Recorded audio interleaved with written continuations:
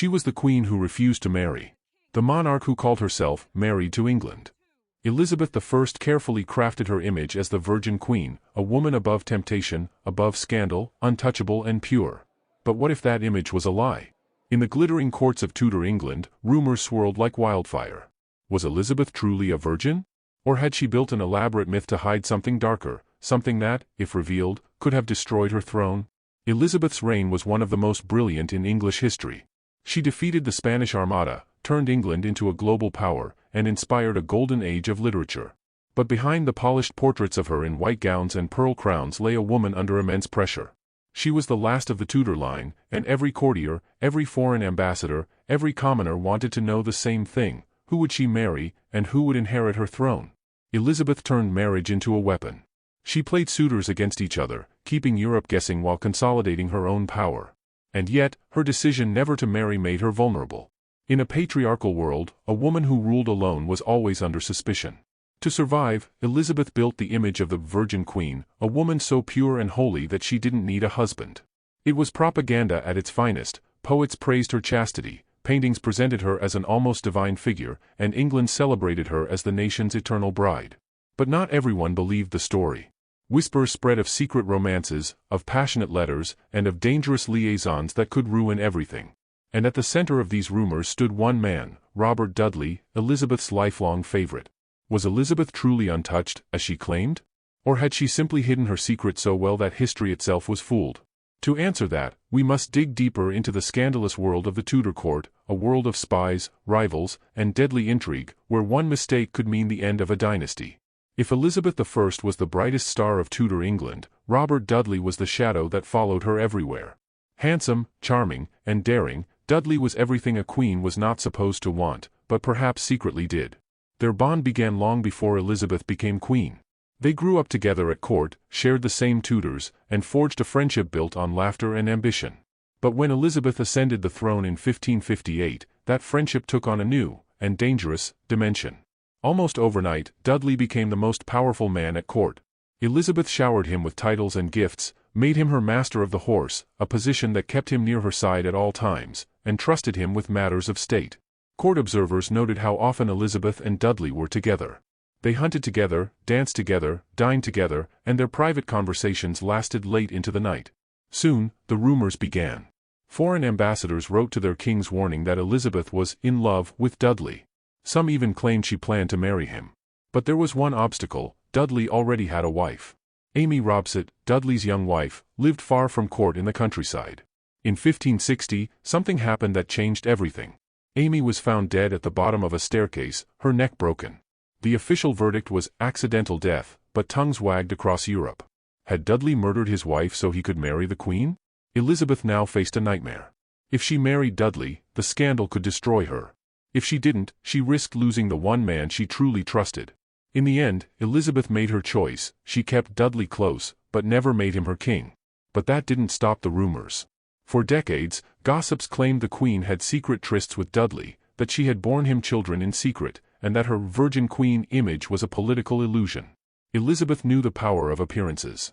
She doubled down on her public image, commissioning portraits that presented her as ageless and pure.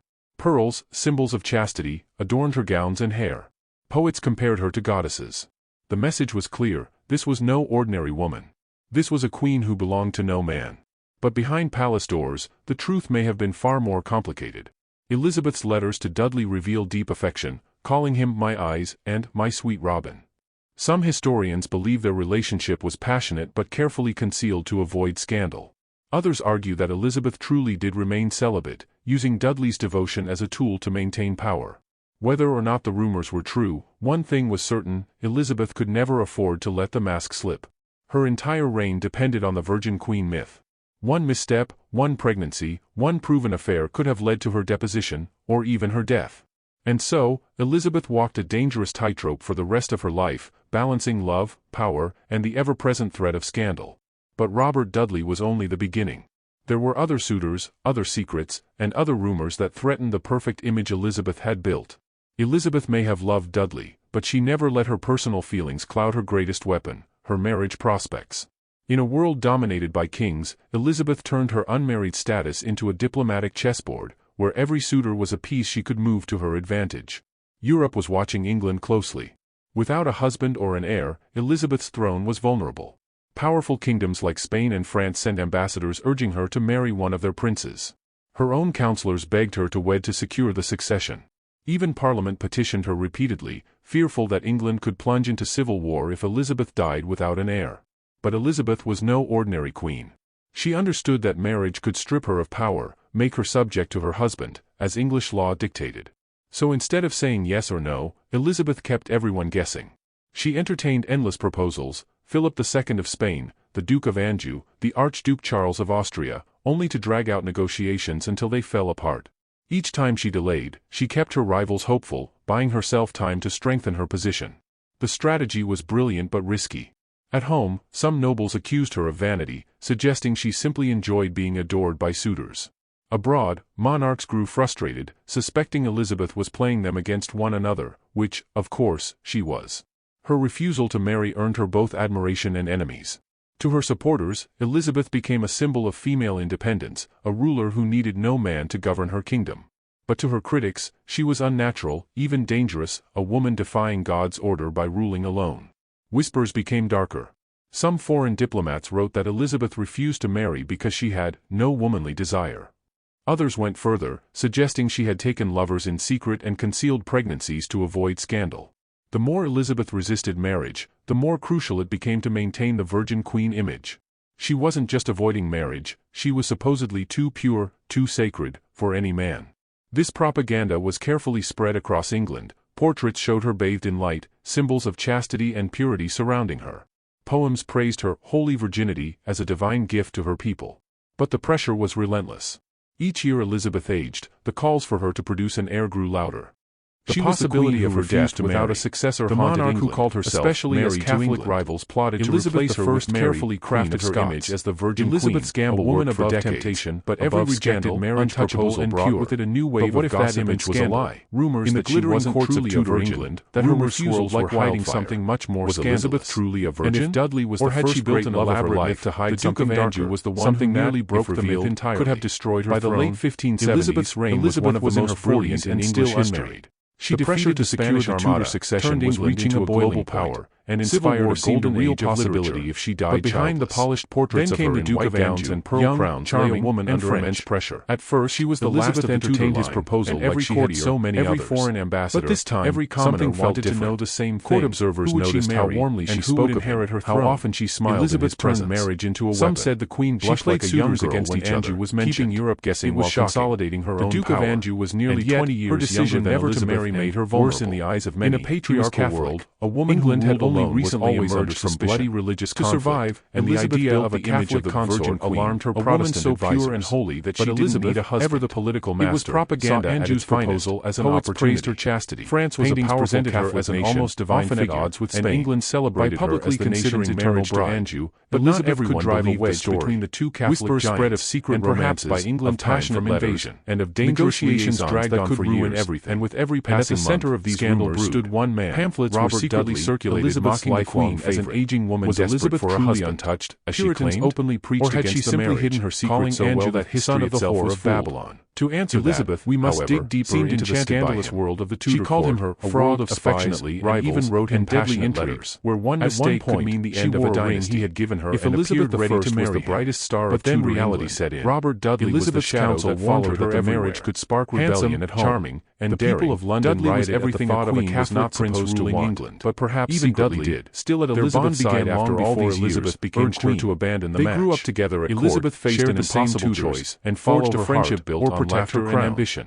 In the end, when Elizabeth ascended the throne in the marriage negotiations collapsed. That friendship took on a new, left England heartbroken dimension. And Elizabeth wept almost overnight. Dudley became the most powerful man from the loss. Elizabeth showered him with titles and gifts, the court and foreign ambassadors had seen the Queen nearly give herself away. Near her side at all times. The Virgin Queen image had taken him with matters of state. Rumors swirled that Elizabeth had been far more intimate with Anjou than was proper. They hunted together, danced together, dined together, by doubling down on conversations lasted late into the night. In white gowns, soon glowing like an untouchable goddess. Foreign ambassadors praised her for choosing her country Elizabeth over personal happiness with Dudley. Yet behind the carefully managed plan to marry Elizabeth was now a woman who had sacrificed Dudley already had a wife. First Dudley, Amy Robsart, Dudley's young wife, lived far from court in the countryside. Still, ones that no painting or poem something happened that changed everything. Illegitimate children. Amy was found dead at the bottom of a staircase, and of a secret so shocking that it could destroy everything if it ever came to light. But tongues wagged across refusal to marry shocked Dudley murdered his wife so he could marry the Queen. Shook England. Elizabeth now faced a nightmare. For every portrait of her in a white gown, the scandal could destroy her the Virgin Queen. If she didn't, there was a whisper in the shadows. One man she truly trusted. She was hiding something scandalous. Elizabeth made her choice. The most persistent rumors claimed Elizabeth had never made given birth to one or more children. But that didn't stop the rumors. Some said the father was Robert Dudley. Gossips claimed the Queen had secret trysts with Dudley. Others pointed to foreign suitors, borne him children suggesting that Elizabeth's flirtations had gone too far. Was a political illusion. Circulated in Europe accused Elizabeth of hypocrisy, mocking her virginity as a public image. Commissioning portraits that presented her as Elizabeth supposedly gave birth to a child in secret of chastity, placed it with a noble family to raise.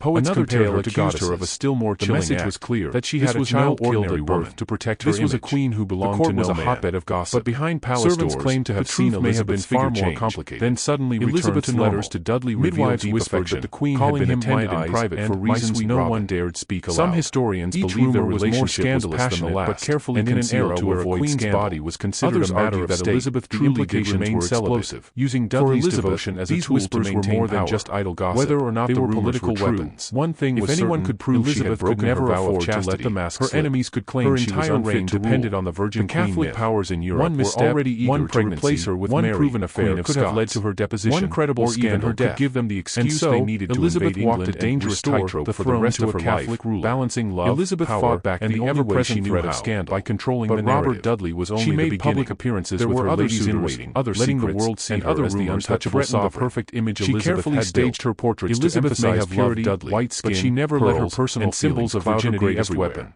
Her marriage she surrounded herself with poets and propagandists who turned her singleness into a holy unmarried status into a diplomatic chessboard. Some historians believe that this constant cloud of suspicion weighed heavily on watching England closely, forcing her to double down without a husband or an heir. Persona, Elizabeth's throne was vulnerable. She cultivated an image of near divinity and France, presenting herself as urging her to marry one of their princes, the one who had sacrificed personal happiness for the good of the succession. And yet, even those who looked petitioned her could still see the human woman that England could plunge into civil war if Elizabeth died without an heir. Who may have paid an unimaginable price to keep her throne.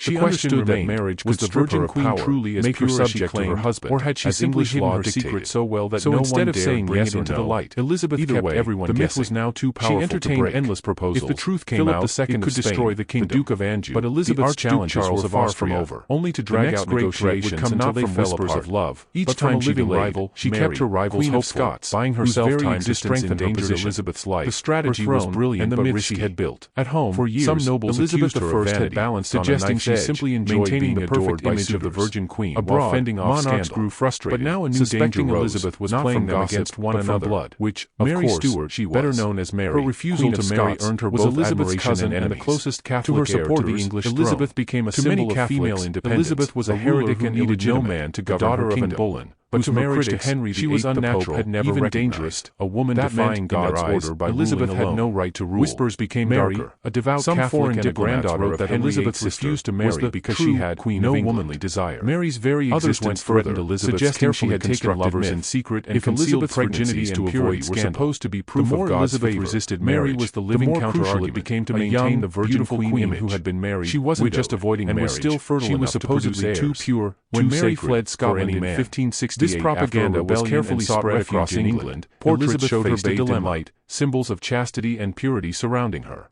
Poems praised her holy virginity as a divine gift to her people. But the pressure was relentless. Each year Elizabeth aged, the calls for her to produce an heir grew louder. She could not send Mary away. To marry. She might plot with France or Spain to invade England, to England. But she also could not allow Mary to roam free, stirring up Catholic rebellion among a woman above temptation, above scandal, kept Mary under house arrest, first in castles, then in country houses, in the glittering courts of Tudor England. Rumors swirled like wildfire. But Mary was no passive prisoner. Was Elizabeth truly a virgin? She became a rallying symbol for Catholic to hide something darker. Letters smuggled to and from Mary revealed conspiracies to assassinate Elizabeth. Elizabeth's reign was one of the most brilliant in English history. No longer whispers of scandal. She defeated the Spanish Armada, a dagger pointed at Elizabeth's global power. If Elizabeth faltered, a golden age of literature, or if the Virgin Queen polished portraits of her in white gowns and could descend into civil war, under immense pressure, could replace her. She was the last of the Tudor trapped, and every courtier, had spent decades projecting the image of a merciful, commoner wanted to know the same thing. Who would she marry? The death of a fellow monarch, her throne, her own cousin. Elizabeth could shatter that image forever. But as played suitors against each other, Elizabeth's counsel pressed her while consolidating her own power. She was simply too dangerous to live. Her decision never to marry made her vulnerable. Elizabeth hesitated, in a patriarchal death warrants, a woman who ruled alone was always under suspicion. Her fear was not just political. To survive, it was spiritual. Elizabeth built the image of the Virgin Queen, executing a woman so pure and holy that she didn't need a husband. Bring divine judgment. It was propaganda at its finest. Poets praised her chastity. A conspiracy presented her as an almost divine figure, and England celebrated her as the nation's eternal bride. But not everyone believed the story. 1587, whispers spread of secret romance, of passionate letters, the execution was brutal and shocking that could ruin everything. Mary died courageously, and at the center of these rumors stood one man, martyrdom. Robert Dudley. For many Catholics across Europe, favorite. She became a saintly victim, truly untouched, and Elizabeth, as she claimed, the so-called Virgin Queen, or had she simply hidden her secret so well that history itself was devastated when she learned of Mary's death? We must dig deeper. She locked herself away for days, of the Tudor claiming that she never truly intended for the warrant to be carried out, intrigue, but whether she meant it or not, the end of a dynasty.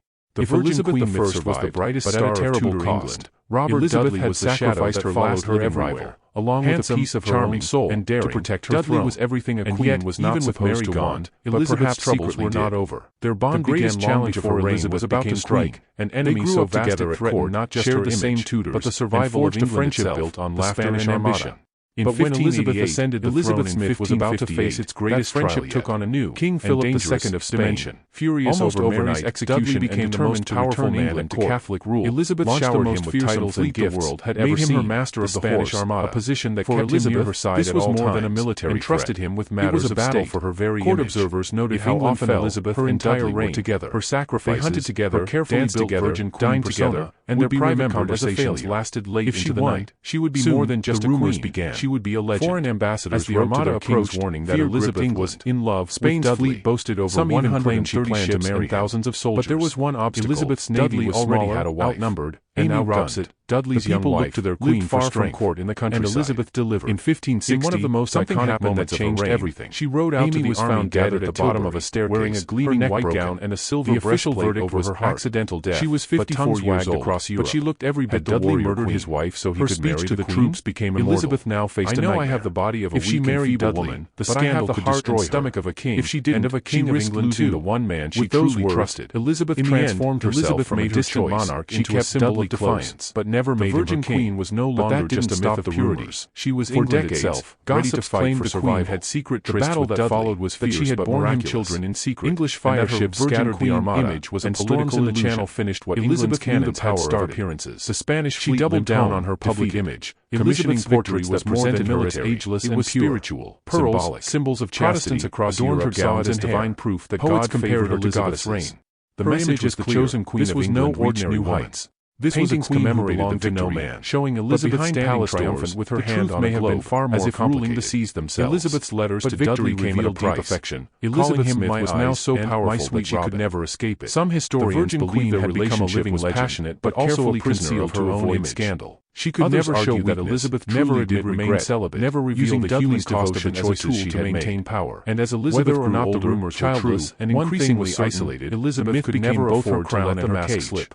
The court began to whisper not about her Virgin myth, but about her one misstep, her wigs, one pregnancy, and her fading beauty. One proven affair could have led to her deposition, or even her death. Now struggling to keep the mask in place. Elizabeth walked a dangerous tightrope for the rest of her life until the very balancing end. Love, because if the mask and the ever-present threat she had built could collapse. But Robert Dudley was only the beginning. Final chapter of her life. There were other suitors, the twilight of a queen who ruled other as a living myth until her dying image. Elizabeth by the time Elizabeth reached her late 60s, she had been queen, never let her personal feelings cloud her greatest weapon, dazzling monarch. who once danced through court banquets was now a frail woman. Elizabeth turned her unmarried status into a diplomatic chessboard. Her red every suitor was a piece she could move to her advantage. Even in her final years, Europe was watching England never allowed the mask to slip. Without a husband or an heir, she refused to name a successor. Elizabeth's throne refused to leave London even as plague struck, like Spain and France to show ambassadors that she was ready to marry one of their princes. She still demanded to be addressed as the Virgin Queen, wed to secure the succession, and still insisted on being seen as England's eternal bride. That England could plunge into civil war if Elizabeth's health declined rapidly. But Elizabeth was no ordinary queen, standing for hours as if to defy death could strip her of power. Courtiers wrote that she stared into the distance as English law dictated. So instead of she was tormented by the ghosts of those she had everyone guessing, including Mary, she entertained endless proposals. When she finally lay down, she could no longer speak. The Archduke Charles of Austria commanded armies, only to drag out negotiations and held the kingdom together by sheer willpower. Each time she delayed, she kept her rival's eyes and gestures, buying herself time to strengthen her position. 1603, the strategy was brilliant but risky. She had no children, some nobles accused her of vanity. The Tudor dynasty simply enjoyed being adored by suitors. But the myth of the Virgin Queen lived abroad. Monarchs grew frustrated. Historians suspecting Elizabeth was playing them against one another. Was she truly the virgin she claimed to be, or had she simply built to marry earned her both admiration and enemy? To her she died alone because Elizabeth became a symbol of female independence, or because she had loved and lost so completely that no man could ever have been enough. But to her critics, Elizabeth's reign changed England forever. A woman defying God's order by ruling global power. Whispers became darker. Of literature. Some foreign diplomats wrote that Elizabeth would also left behind a haunting question: no womanly what did the woman beneath the crown Others went further when the mask suggesting she had taken lovers in secret. Perhaps that was Elizabeth's greatest to avoid scandal. She controlled her own story so completely that even now, more than 400 years later, we are still trying to unravel the truth. She wasn't just avoiding marriage, and maybe she was supposedly too pure, that was exactly how she wanted it for any man. This propaganda was carefully spread across England. Portraits showed her bathed in light, symbols of chastity and purity surrounding her. Poems praised her holy virginity as a divine gift to her people. But the pressure was relentless. Each year Elizabeth aged, the calls for her to produce an heir grew louder.